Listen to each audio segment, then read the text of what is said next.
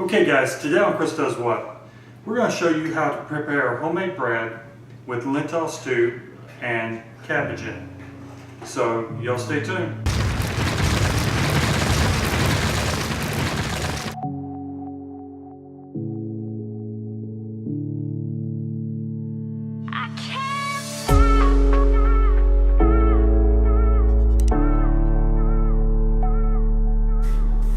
Okay guys, here we are dining in with Danielle as she cooks a wonderful meal.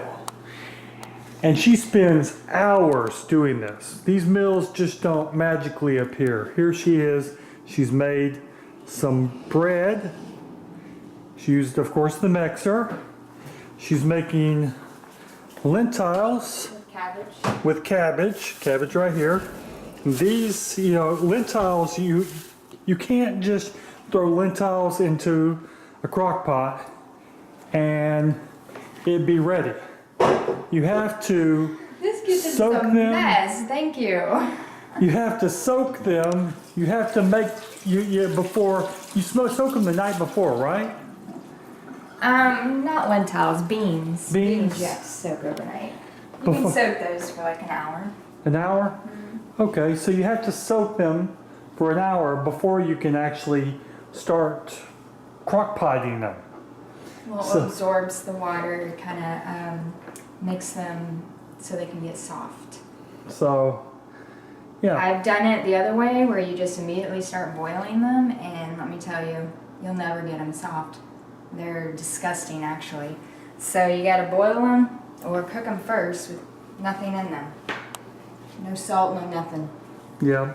Get them, I don't know, halfway cooked, and then you put all your ingredients in and just let it cook away until it's ready. Okay, so she's taken the dough out of the bowl. It's all fluffed up, it's expanded to full expansion, and now she's going to cut it into bite-sized characters that fit in them pans right there. Wow. You just divide it in half. Alright, I'm going to put this one here. Guys, the dough she makes is completely awesome. Really. This actually requires me to do this way and roll it. Other ones I do, you just set it in there and then it will, expand and rise and whatever. But for some reason, this one requires me to roll it. It's probably because it gets a lot more poofier and airy. Oh, why does it do that, babe? Well, it could be the oatmeal that's in it. There's a lot of yeast. Well, that kind of looks weird. Yes, this is oatmeal bread. Oh my goodness. And then you have to just fold under the stuff, and then that's when you put it in here. And let it rise. But you gotta, move it around and make sure it's even, or else it will fall to one side, like this one's trying to do.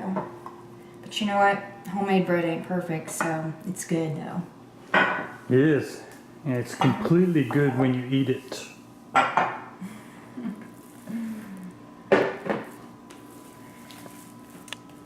So, and the reason why it's not sticking is because it required me to put olive oil on the outside of it, and that was because it makes it so much easier when you go to roll it.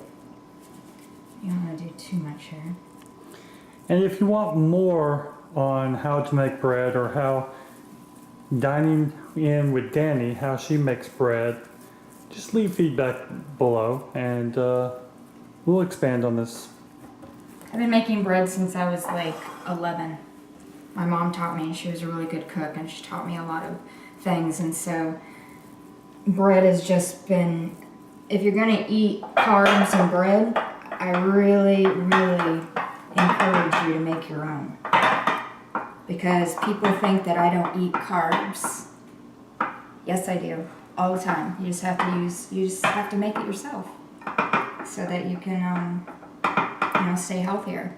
Pick the ingredients. All that processed stuff, you go to the grocery store and you buy homemade bread from the deli. No, I wouldn't touch that stuff. Plus, it's been sitting there all day.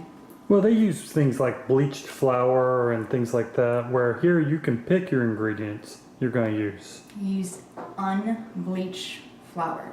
The flour I use is called King Arthur's because it's unbleached white wheat flour, if you know what that means. But it's better for you, so. It's yummy, that's what I know. And now, we gotta put this like this. This is what I do, so I can only have to use one towel. Why do you cover it up? Because it keeps the heat in there for the yeast. The yeast, if your bread goes cold in the middle of rising, the yeast is not going to allow your bread to rise because it's cold. And this has happened to me before, and you can salvage it. You just have to heat up some water, kind of make a steam room under there, and then it will start, rising again. But yeah, you just cover it up. This is probably going to take another 45 minutes to completely rise, and then we'll stick it in the oven. Okay guys, a little slow on the trigger here, but we got the onions and cabbage in the lentils in the crock pot. So this has been going on, they soaked for an hour, and it's been over here for how many hours? An hour.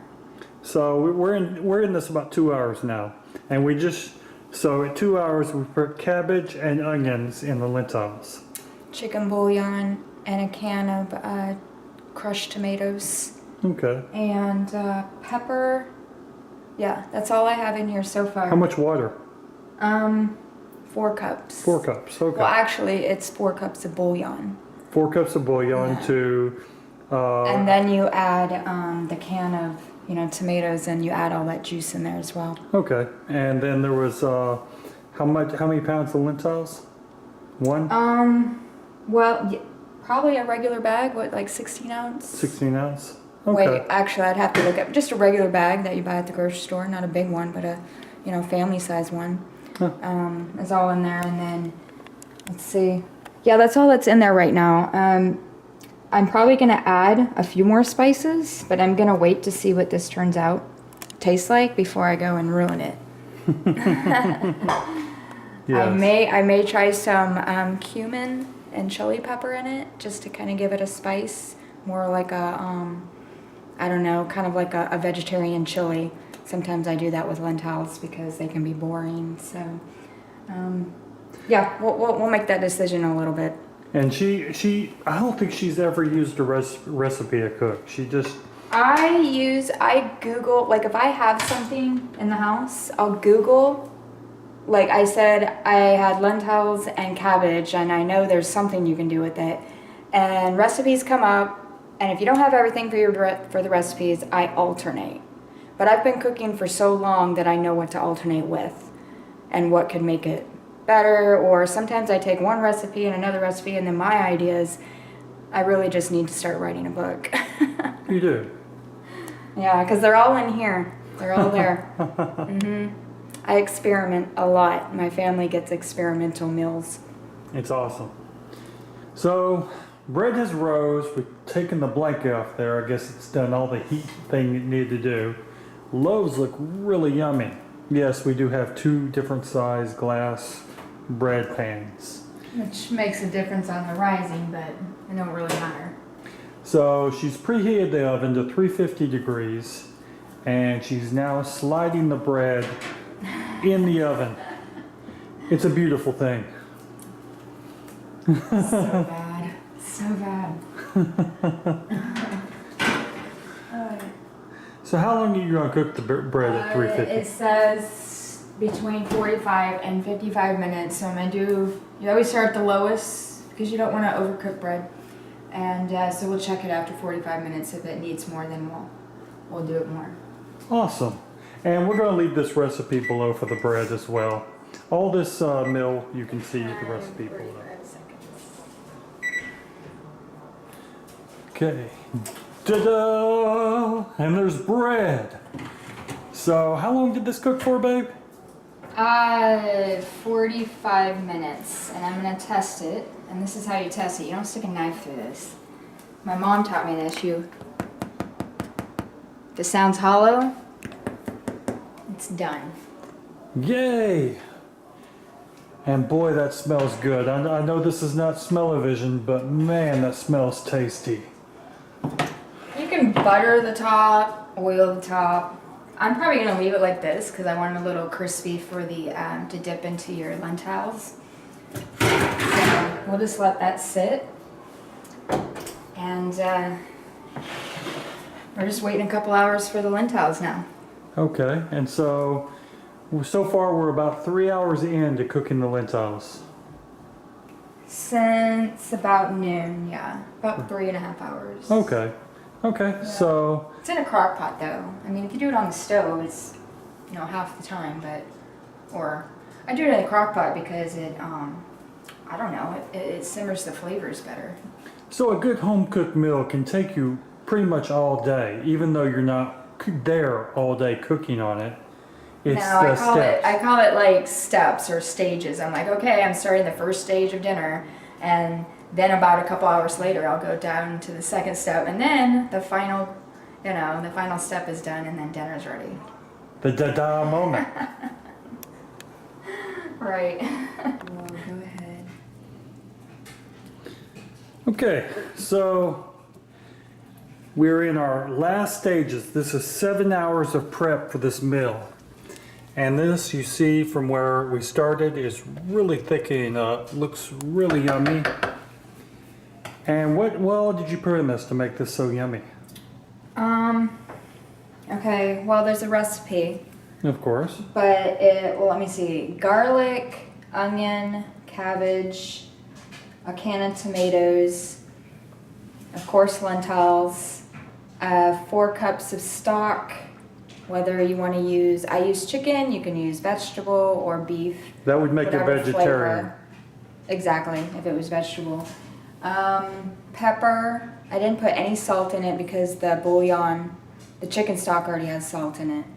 And cayenne and basil. I did not put in 2 ingredients, which was out of that recipe, which was the Sriracha pepper sauce and some kind of ingredient I've never heard of. I'm gonna have to look it up to see why it's important. It may change the flavor, I don't know, but I've already taste tested this and it's pretty good. It's kind of got like a spicy, but little tiny sweetness from the cabbage, because cabbage is sweet if you saute it or put it in a soup. So now that we have the finished product, you'll see she's cutting the bread. It has great texture. And the lentils are awesome. They smell completely yummy. And then we're going to use this butter, Amish Country roll butter. Oh, the best. It is awesome. And of course, we already put cayenne in it, but I have to have a little extra heat. So if you like this channel, please subscribe. If you like this video, hit that like button. It's down there somewhere. Looks like this. Y'all guys, please take care. Bye.